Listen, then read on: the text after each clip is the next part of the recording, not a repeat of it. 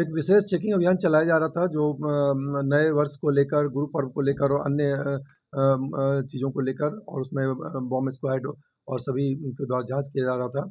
इसी क्रम में एक गुप्त सूचना मिली कि पार्सल के माध्यम से दूसरे राज्य में नकली पनीर, मिलावटी पनीर भेजने का कारोबार चल रहा है।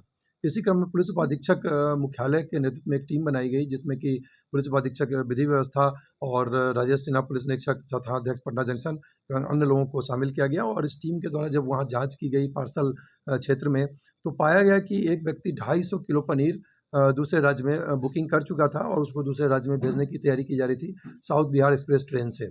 उसकी जब जांच की गई फूड सिक्योरिटी ऑफिसर के द्वारा पटना के, तो उसमें पाया गया कि उसमें जो पनीर था वो मिलावटी था और उसको रेलवे के द्वारा परिवहन करके भेजा जा रहा था।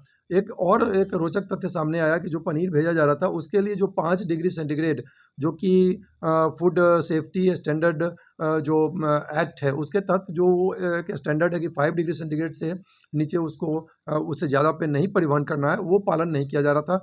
यह एक पहलू है। अगर वो पनीर 18-20 घंटे के जर्नी के बाद गंतव्य को राउरकेला भेजा जा रहा था, वहाँ पहुँचता है और वो पनीर खराब हो जाता है, तो निश्चित रूप से वो ह्यूमन कंजम्पशन के लिए और ही घातक था, खास करके तब जबकि वह पनीर मिलावटी था। इसमें एक व्यक्ति जो धनंजय कुमार हैं, पिता सजीवन राय, साकिन जोरावनपुर कराड़ी, थाना जोरावनपुर, जिला वैशाली, इनको गिरफ्तार किया गया है। कांड दर्ज किया गया है food safety and standards act और बीएनएस के अंतर्गत, भारतीय न्याय संहिता के अंतर्गत में गिरफ्तार किया गया है।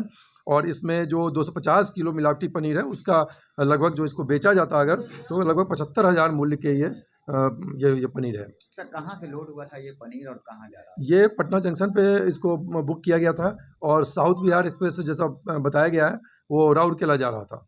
किसको देना था, क्या बताया, कैसे पनीर तैयार करते थे, क्या क्या मिलाते थे? बिंदु पे जांच की जाए, लेकिन इतना है कि वहाँ पे भी ये यहाँ से पनीर को भेजते थे और संभवतः इनके पास लाइसेंस नहीं था और ये वहाँ पर भी दुकान एक चला रहे हैं, उस पर भी अनुसंधान की जा रही है। और इसमें अगर ये लंबे समय से अगर इसको परिवहन किया जा रहा था तो रेलवे के कर्मियों की संलिप्तता से भी इनकार नहीं की जा सकती है। उस बिंदु पे भी जांच की जा रही है, क्योंकि यह एक गंभीर मुद्दा है कि रेलवे एक परिवहन का साधन है जो कि पूरे देश में एक जगह से दूसरी जगह जा रहा है। और पनीर जो कि कंजम्पशन लगभग हर शहरों में होता है और उसमें वो पेरिसेबल आइटम है और उसमें वो बहुत जल्द खराब हो जाता है, तो उसको एक तो स्टैंडर्ड में उसको नहीं भेजा जा रहा था। तो क्या एसओपी का पालन किया गया, यह सब बिंदुओं पे पुलिस अनुसंधान कर रही है। और इसमें जो भी संलिप्त कर्मी अगर ये लंबे समय से भेजा जा रहा था और एक गिरोह के रूप में कार्यरत था, तो निश्चित रूप से यह एक चिंतनीय तथ्य है और इस पे सभी बिंदुओं पे रेल पुलिस पटना अनुसंधान कर रही है। पार्सल कर्मी इस बिंदु पर हम लोग अनुसंधान कर रहे हैं कि यह एक कोइंसिडेंस था, जस्ट पहला इंसिडेंस था, या ये बहुत लंबे समय से चल रहा था, तो वो पूरा का पूरा रिकॉर्ड खंगाला जा रहा है। और वहाँ पे एक सरप्राइजिंग तथ्य है, वहाँ एक्सरे मशीन लगी हुई है, जांच की मशीन लगी हुई है।